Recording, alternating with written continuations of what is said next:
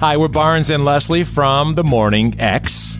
Thank you for listening to our podcast. Hey, listen, if we could ask for a small favor, would you mind following our podcast and leaving us a 5-star review on our Apple Podcast page?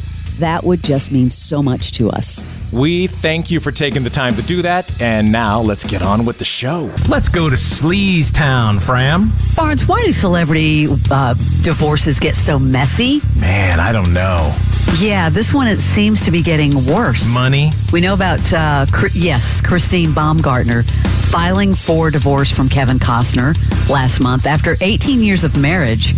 And he has since tried to have her vacate their shared home in California. But prior to the breakup, I'm just learning this. They reportedly had drama with their house guest, Daniel Starr. That's right. Costner tried to boot him out of their beachfront guest house, which, by the way, $60,000 a month. Can you imagine that rent? Sort of led to a volatile exchange and legal dispute. Now, Daniel Starr, who reportedly signed a year-long lease in June, maintains he didn't do anything wrong and he refuses to leave. Who is that? Daniel Starr, this guy that was their friend. He's an entrepreneur. He was staying in their guest house with his son. All right, that's not the Sex and the City person, right? That's not that person. I don't think so. That's Darren Starr. Yeah, this is Daniel. Okay, got it. Yeah, so Costner sent several emails and legal letters. Daniel was really happy living in the house. It's right on the beach. He has a 4-year-old son. He wanted to feel settled, a source said. So after he moved in, he became very close friends with Chris and Kevin. They'd hang out together with their kids, but Kevin was always away filming. So Chris must have been lonely, according to a source, that he and the wife hung out a lot together. Something's up. A lot. Something in... She would go over to his guest house almost daily. Apparently there was a fallout and Kevin got wind of it. And there was this row, quote unquote, between him and Daniel, and things escalated from there. Something big is going to break in that story. I don't know where this is headed, but man, that's been an ugly one. Super ugly. Started reading this story the other day. You know what OnlyFans is, right? You've been on OnlyFans? No, I've not purchased anything on there, but I know what it is. Well, I guess it's been the greatest thing ever for Denise Richards and her daughter, Sammy Sheen. Yeah, Charlie's daughter. They're seriously raking it in. And by the way, they're really not showing anything. Sammy, the daughter, recently made headlines by calling herself a sex worker. But the truth is, she's not even doing nudity. But you want to know how much she's making on OnlyFans? All right, hundreds of thousands? $80,000 a month doing almost nothing, barely showing anything. She's just teasing the audience. But this gets better. Guess who joined her? Denise Richards. Yeah, after her daughter did it, Denise Richards was like, yeah, I'm going to do it too. The source says Denise doesn't do anything risque, but she has 100,000. Well, you could have stopped at that. You could have just stopped that Denise doesn't do anything. Yeah, well, that's true too. She doesn't do anything risque, but she's got 100,000 followers and makes $2 million a month on OnlyFans. Oh, wow. That's more than she's made in her career. I know. Good for them. If you could... Please, Charlie Sheen, do not get on OnlyFans. If you can find a way to work it and get paid, go for it. Good for you. Wow. In case you forgot, Robert Downey Jr. did a stint in prison. I think a lot of people forget that. Remember the 90s for drug and weapon charges and parole violations? Yeah, he was sentenced in 1999 to 3 years. He ended up doing like 15 months. Yeah, he says he could feel the evil in the air when he arrived at the receiving center, which was his first stop before serving his sentence. Here's a clip of Robert Downey Jr. on Dax Shepard's podcast, Armchair Expert, with Monica Padman. Arguably the most dangerous place I've ever been in my life. And you could just feel the evil in the air. And that was no trouble at all because it was kind of like just being in a really bad neighborhood. And there was no opportunity there. There was only threats. Mm-hmm. So, yes, everyone is going to take your wallet, so watch it. And I remember walking out when I popped out of my cell to go to the shower. By the way, this will be the best soundbite. And I didn't know it, but I was a little spun out, and I had my underwear on backwards. That put the entry area.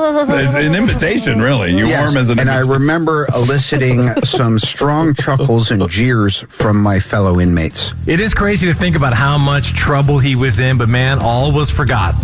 And he turned things around and became this huge actor, which is incredible. Including his underwear. Including... Turned it around. Here's a great feel-good story. Dan Reynolds from Imagine Dragons was at this comedy show in Hollywood with his girlfriend Minka Kelly. Did you know they were dating? No. Yeah, they were dating. But anyway, they were at this comedy show. The comic Anthony Jeselnik, I don't know if I've ever heard him or not, but the comic shouted out a young cancer survivor who was in the crowd. Her name is Zoe Sutter. She's 16. I guess she just finished 8 months of chemo, celebrating with her family. Yeah, Dan heard about it, so he decided to serenade Zoe with the song Whatever It Takes and told her how proud he was of her. Dan actually helped launch the Tyler Robinson Foundation, named after an Imagine Dragons fan who died at 16 from a rare form of cancer. But here he is serenading her. You beat cancer?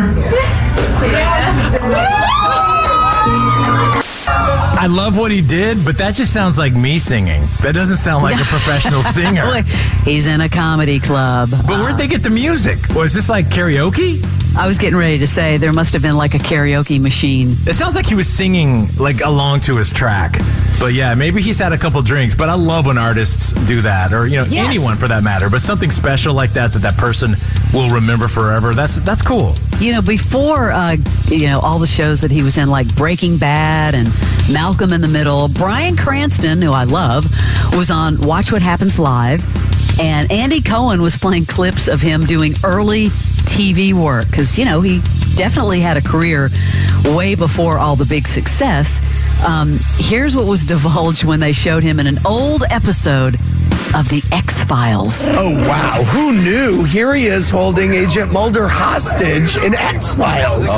This is where I met Vince Gilligan, who wrote this episode of X-Files and remembered me from it and wanted me to be on Breaking Bad. Wow. No way. Okay, this is historic. Dude, it's just so cool. If you missed him on our show, go back to our podcast, anywhere you get your podcast, and search Bryan Cranston. Such a nice guy. Remember he said he was going to retire in a few years and just live in France? Yeah, I'm with you. So, hey, if you're listening and you're still upset that Netflix is making you pay a few bucks more for your kids to use your password, you might like this story. It's a little scary. A crew filming for this Netflix docuseries, Our Planet 2, got attacked by sharks. Ooh. Yeah, and by the way, Barnes, they were in inflatable boats, right, off the coast of Hawaii when two sharks came at them. A crew member says it was kind of something like out of Jaws. One of the sharks bit into one of the boats and it exploded. Luckily, they weren't too far from land and they were able to get out of the water safely. Another crew member says, quote, the sharks were incredibly hungry, so there might not have been enough natural food. They were just trying anything they could. So they came across in the water. Yeah, they needed a snack. How scary is that? Well, have you ever found a shark that's not hungry? I mean, that's just kind of a weird comment. Yeah, well, so the sharks were hungry, and you're in a stupid rubber boat. What the hell is wrong with you? You're in a rubber boat. I know. Finally, guess I'm not surprised by this, but Tom Cruise is shooting Mission Impossible 7, and he did this motorcycle stunt on day one so that the crew would know, hey, we're going to continue filming. So they decided to do one of the most dangerous stunts ever, because this production is like over $200 million. And they're like, yeah, I guess if Tom Cruise can survive this, then the movie will go on. Gosh, save things for the end, bruh. That is insane. And that's your Celebrity Sleaze. The Morning X with Barnes, with Leslie. 9-9.